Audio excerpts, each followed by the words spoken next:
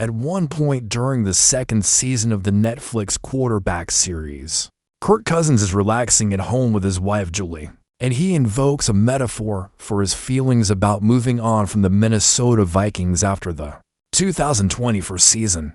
I heard somebody describing it as when you see someone dating the person you used to date in like high school or college. Cousins said, "You're like, I used to throw to Jordan Addison and Justin Jefferson, and now someone else is enjoying doing that." That's interesting, Cousins went on, delving into his Week 14 game during the 2021 season when his Atlanta Falcons traveled to face Minnesota for the first time since he left the Vikings in free agency. "I was asked by the broadcasting group for the game, 'What about Atlanta made you want to leave Minnesota?' And I said, that question is the wrong question.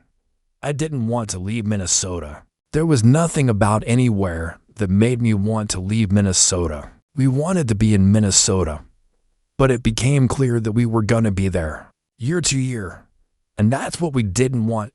At that point, we said, all right, we need to look elsewhere. If that's our only option, then we'll be back." And when we said, well, we looked around and we found there's an opportunity that would be a longer commitment.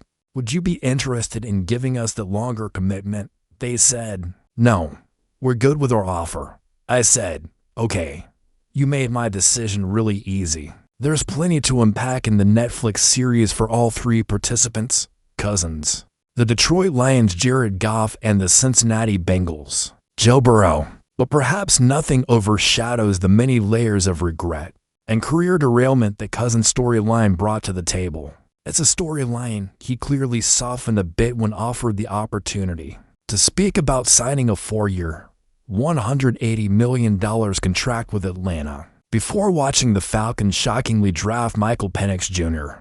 with the 8th overall pick in the draft just weeks after Cousins committed to the organization.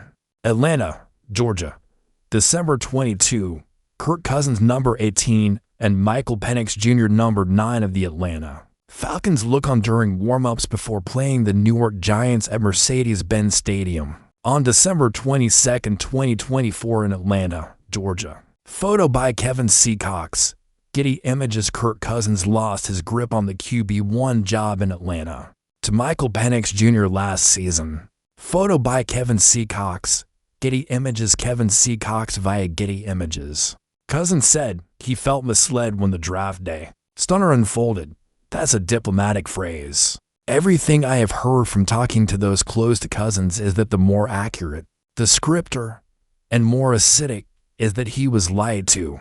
He signed in Atlanta believing he was going to be the unquestioned starter, who absolutely wouldn't need to worry about a creeping rookie first-round pick waiting in the wings. And that's exactly what happened. Now we have the missing nuance to how the 2021 season unfolded, which saw Cousins suffer an arm issue in Week 10 against the New Orleans Saints, followed by a spiral of clearly injured play, a loss of arm strength, pressing to dig himself out of a hole, and finally succumbing to one of the worst periods of his career that led to a demotion, when he likely should have taken a sustained period to rest his elbow, rather than try to hold his job against a Penix takeover.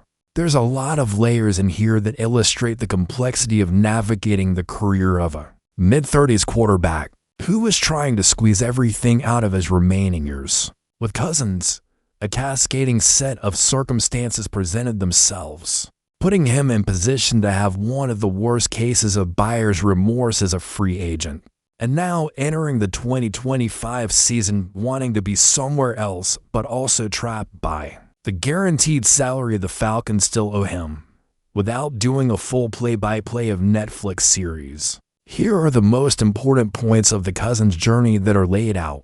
He believes the Vikings were honest about their plans in their 2020 for free agent negotiations, which they apparently told him included a limited commitment and drafting a young QB to groom, and that led him to lean into the Falcons' opportunity, which he clearly now thinks is a scenario where the team lied to him about its intentions to do the same thing as the Vikings.